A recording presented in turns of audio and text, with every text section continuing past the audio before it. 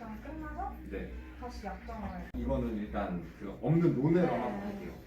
네, 사장님 안녕하세요. 네, 안녕하세요. 예, 자기소개 좀 부탁드리겠습니다. 네, 저는 핸드폰 장사하고 있는 지금 9년째 됐고요. 그리고 37살 김효섭이라고 합니다. 사장님, 그 대리점하고 판매점하고 차이가 뭔가요? 휴대폰 사실 때 대리점하고 판매점 차이가, 대리점은 SK면 SK, KT면 KT, LG면 LG 한 가지 통신사 업무를 보고 한 가지 통신사 서비스를 상담하고 뭐 이용하고 뭐 쓸 수 있는 곳이고, 판매점은 말 그대로 휴대폰을 파는 곳이니까 SK, LG, 뭐 KT 3개사뿐만 아니라 알뜰폰까지 다 취급하는 데를 판매점이라고 해요. 예. 그러면 대리점하고 판매점하고의 수익 구조, 뭐 수익을 나는 그런 방법들이 차이가 있나요? 일단 대리점은 뭐 제가 판매점 주니까 대리점 속속들이 다 아는 건 아니라서 제가 아는 한에서 말씀을 드릴 수밖에 없는데, 대리점은 핸드폰을 팔면 그 사람이 그 통신사에서 쓰는 요금에 대해서 수수료를 조금 가져가는 걸로 알고 있고, 그리고 거기에 더해서 핸드폰도 물건이니까 핸드폰을 팔아서 남는 단말기 판매 수수료도 또 가져가는 걸로 알고 있고, 판매점은 요금제 수수료가 없는 대신에 단말기를 하나 팔았을 때 마진이라고 하죠. 그 통신사에서 주는 마진이 대리점보다는 조금 더 높아요. 네, 그게 차이점이라고 할 수 있겠네요. 그러면 고객 입장에서 판매점에서 핸드폰을 구매하는 게 나은 거예요? 대리점에서 구매하는 게 나은가요? 이걸 고객 입장에서 얘기를 하면 어디가 유리하다 이렇게 말씀을 딱 드리고 싶은데, 뭐 100이면 100, 10이면 10, 사람이 다 틀려요. 서비스를 받는다라는 입장에서 생각을 해보면 대리점에 가면 그 즉시 모든 게 거의 다 돼요.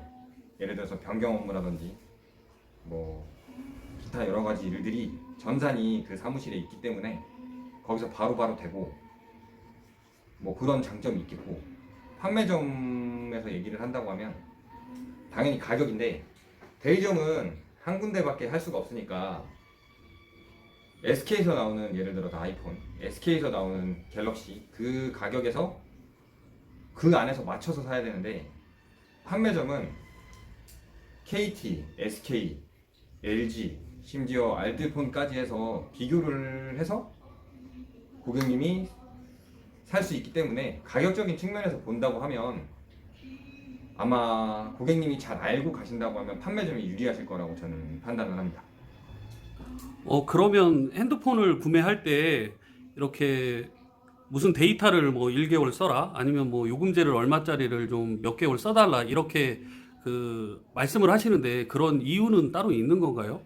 이게 핸드폰을 팔 때, 사고 팔 때 그 소비자분들이 모르시는 이게 대표적인 거일 텐데, 기계를 판다고 삼성에서 돈을 주는 게 아니라, 애플에서 돈을 주는 게 아니라, 통신사에서 자기네 서비스를 애플 기계를 통해서, 삼성 기계를 통해서 얼마간 쓰는 조건으로 인해서 그 마진을 주는 건데, 그 마진이라고 하는 게 사실은 마케팅비예요.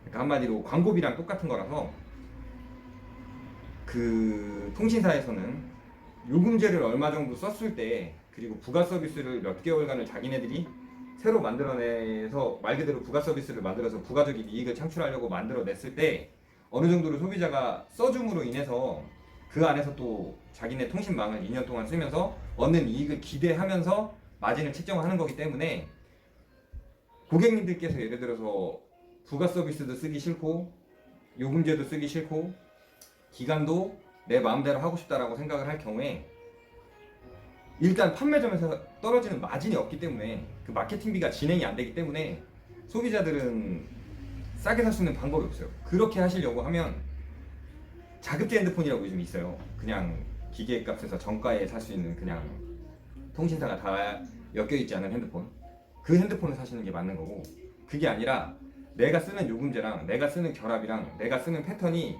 통신사에서 요구하는 조건이랑 어느 정도 맞아 떨어진다고 생각을 하신다고 하면, 자급제보다는 훨씬 싸게 살 수 있는 기회가 있으니까, 네, 알아서 판단을 하시는 게 맞는 거죠. 아, 그러면 핸드폰이 있다고 해갖고 유심칩을 빼서 아무 기계나 쓸 수 있는 게 아니라 통신사가 같은 핸드폰이어야지만이 쓸 수 있는 건가요? 아니에요. 그거는 옛날에 LGU 플러스랑 뭐 KT랑 SK랑 망을 달리 쓴다고 하던 때가 있었는데 그때는 그게 안 되는 프로세스였는데 지금은 그렇지가 않아요. 요즘 나오는 핸드폰 적어도 제가 알기로는 한 5년 전? 그 전에 나온 핸드폰은 유심이 다 호환이 돼요. 그러니까 중고폰을 쓰신다고 했을 때 SK에서 개통을 한 기계를 가지고 내가 LG 쓰던 기계에서 유심을 빼서 그 기계에 꽂는다고 하면 안 될 이유가 없어요. 다 돼요. 대신에 장문 문자라든지 뭐 통신사 별로 잠깐 쓸 수 있는 뭐 서비스 이런 게 안 되는 건 있을 텐데 큰 의미는 없고 그걸로 문자하고 카톡하시고 데이터 보시는 데는 무리가 없어요. 그럼 어느 매장에 가서든지 핸드폰을 가장 저렴하게 구매할 수 있는 노하우라든가 이런 것들을 좀 고객들에게, 소비자들에게 좀 오픈하실 수 있는가요? 일단 핸드폰을 이게 좀 웃긴 얘기이기도 한데 핸드폰은 일정 금액 이상 많이 깎아주는 게 일단 나라에서 법으로 안 되게 해놨어요. 그게 단통법이라는 건데 그 단통법을 무시하고 많이들 사죠. 사는데 이제 어떻게 하면 싸게 살 수 있느냐 이게 그러니까 간단히 말씀드리면 가게 주인이 진짜 싸게 팔고자 마음을 먹었을 때 싸게 살 수 있는 게 맞아요. 왜냐하면 기계값은 정해져 있고 그냥 예를 들어서 100만 원짜리 기계값을 100만 원을 판다고 그건 불법이 아니에요.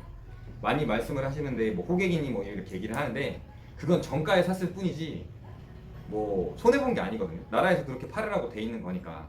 대신에 나라에서 팔라고 해준 공시지원금이나 선택약정 요금 할인 말고 추가로 더 지원 받는 거를 다 싸게 사신다고 생각을 하는데 그건 진짜 말 그대로 가게마다 천차만별이고 영업 방침에 따라 천차만별이기 때문에 소개로 아름아름 가시던지 아니면 가게 주인이랑 이야기를 잘 하시는 게 좋을 것 같아요. 동네마다 핸드폰 가게 없는 데 없잖아요. 그럼 오픈을 좀 계획 중이신 분들이 있으시다면 혹시 이렇게 차려라 라고 권유해 주실 수 있나요? 아니면 이렇게 도시락 싸들고 말리실 그런 상황이신가요? 이거 그 핸드폰 하시는 분들이라면 다 얘기를 하실 텐데 레드오션이에요. 레드오션이고 그리고 아까 여기 그 진행자분께서 저한테 물어보셨을 때 동네마다 있다고 하시는데 가만히 생각을 해보시면 몇 년 전보다 많이 없어졌을 거예요. 많이 없어졌을 거고 그리고 기대 수익이 많이 줄어들었고 그리고 소비자님들도 이제 아까 말씀드렸다시피 어떻게 사시는 게 똑똑한 소비인지 아시니까 그렇게 얘기한다고 하면 하나 팔았을 때 분명히 대당 마진이 많이 줄은 것도 맞고 그리고 통신사나 제조사에서 주는 지원금 마케팅비도 많이 줄었고 그리고 거기에 그쪽 통신사나 제조사에서 원하는 지표들을 맞추는 게 많이 굉장히 다양해졌고 많아졌거든요. 그러니까 뭐 다른 직업도 다 마찬가지겠지만 이 직업 그냥 다시 하신다고 하면 저야 9년이나 했으니까 하고 있지만 추천하고 싶진 않네요. 핸드폰 하나 팔면 좀 얼마 남는지 이렇게 여쭤봐도 될까요? 아 이게 진짜 어려운데 제가 예를 들어서 핸드폰을 10대를 팔아서 저희 아들이랑 저희 와이프랑 먹고 살려고 하면 깎아줄 수가 없겠죠. 근데 10대 팔아서 먹고 살 수 있을까 없을까 이걸 얘기를 한다고 하면 가능할 수도 있어요. 가능할 수도 있어요. 정말 안 깎아주고 정말 뭐 사기치는 건 아니지만 하나도 안 깎아준다고 하면 아마 10대 정도 팔아도 근근히 먹고 살 수는 있을 거예요. 근데 그렇게 하면 장사가 유지가 안 됩니다 요즘에.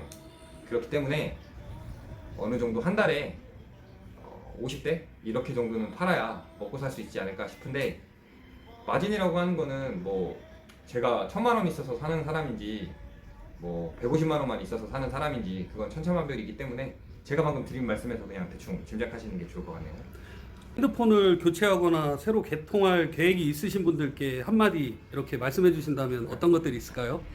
아 이거 뭐지? 제가 친한 분이라서 부탁을 그래서 이렇게 처음 이런 것도 해보는데 그러니까 뭐 솔직하게 말씀드리는 게 좋은 거니까 말씀드리면 뭐 저희 가게는 안 써놨는데 뭐 전국에서 뭐 제일 싸다 그런 약속은 못 드리겠는데, 쓰실 때 남들보다 싸게, 기계값 싸게 드릴 수 있고, 그리고 부가 서비스라든지 뭐 이렇게 쓰기 싫어하시는 거 최대한 없게끔 해서 해드릴 마음이고요. 네, 그리고 그렇게 하고 있고요. 그러니까 글쎄요, 네, 잘할 테니까, 열심히 할 테니까 와주시면 감사하겠습니다. 다니다 보면 핸드폰 가격 영원 막 이런 것들이 눈에 굉장히 많이 띄거든요. 그런 게 어떻게 보면 상술인가요? 아니면 진짜 영원이라서 영원이라고 써놓는 건가요? 그러니까 그렇게 생각을 하시면 돼요. 그러니까 고객님들이 생각을 할 때 통신사에서 원하는 걸, 핸드폰 가게나 통신사나 대리점에서 원하는 걸 다 따라주시면 영원히 될 수 있는 방법은 많아요.